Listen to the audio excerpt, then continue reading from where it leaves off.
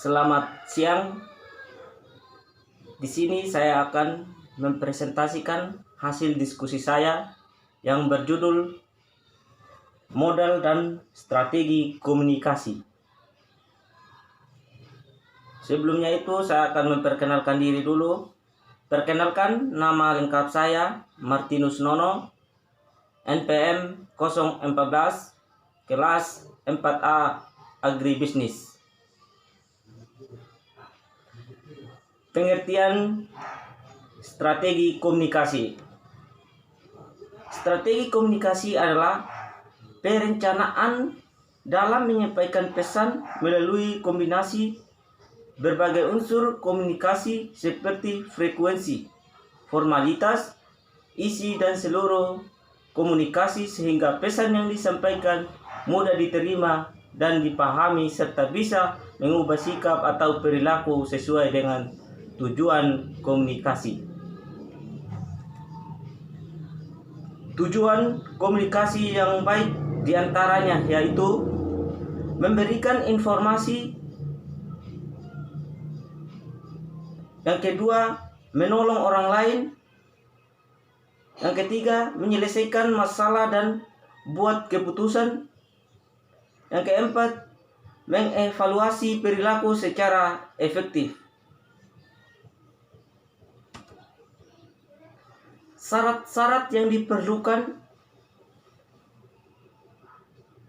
dan perlu diperhatikan dalam menyusun pesan yaitu pesan harus dirancang dan disampaikan sedemikian rupa sehingga dapat menarik perhatian sasaran. Yang kedua, pesan harus menggunakan tanda yang tertuju kepada pengalaman yang sama antara sumber dan sasaran. Yang ketiga, pesan harus membangkitkan kebutuhan pribadi pihak secara dan menyarankan beberapa cara untuk memperoleh kebutuhan itu. Dan yang terakhir, pesan harus menyarankan suatu jalan untuk memperoleh suatu kebutuhan yang layak bagi situasi kelompok, di mana sasaran pada saat digerakkan untuk memberi jawaban yang dikehendaki. Hambatan strategi komunikasi. Ada 4 jenis hambatan yang perlu mengganggu strategi komunikasi. Di antaranya yaitu yang pertama, hambatan dalam proses penyimpanan. Hambatan dalam proses penyimpanan ini dapat datang dari pihak komunikator yang mendapat kesulitan dalam menyampaikan pesan-pesan. Yang kedua, hambatan secara fisik. Saran fisik bisa menghambat komunikasi yang efektif, seperti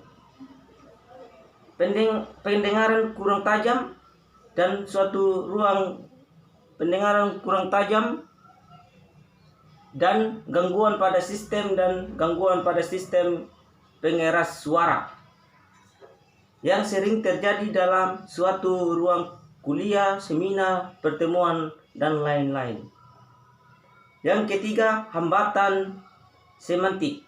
Hambatan semantik yaitu adanya perbedaan pengertian dan pemahaman antara pemberi pesan dan penerima tentang satu bahasa atau lambang. Dan yang terakhir, hambatan psikososial. Adanya perbedaan yang cukup lebar dalam aspek kebudayaan, adat istiadat, kebiasaan,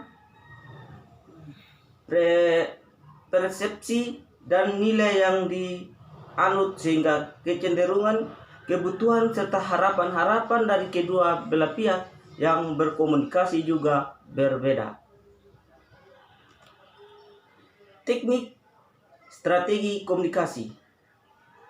Ada beberapa teknik yang dapat digunakan dalam strategi komunikasi, yaitu yang pertama, redundancy, yang kedua, channelizing, yang ketiga, informatif, yang keempat, persuasif, Yang kelima, edukatif.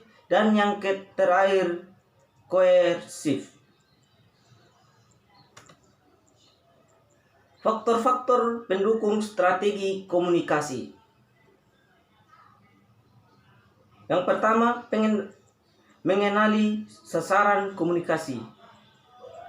Yang kedua, faktor situasi dan kondisi. Yang ketiga, pengkajian tujuan pesan komunikasi. Yang keempat, peran komunikator dan komunikasi. Dan yang kelima, daya tarik sumber. Model komunikasi. Model komunikasi adalah suatu gambaran apa saja komponen yang diperlukan agar terjadi suatu komunikasi. Secara sederhana, komponen tersebut adalah memberi pesan, dan penerima pesan. Contoh model-model komunikasi: model SR, model Aristoteles, model Laswell, model Shannon dan Weaver, dan yang terakhir model Shahram. Mungkin hanya itu yang saya presentasikan. Jika ada kekeliruan, mohon maaf dan maklum.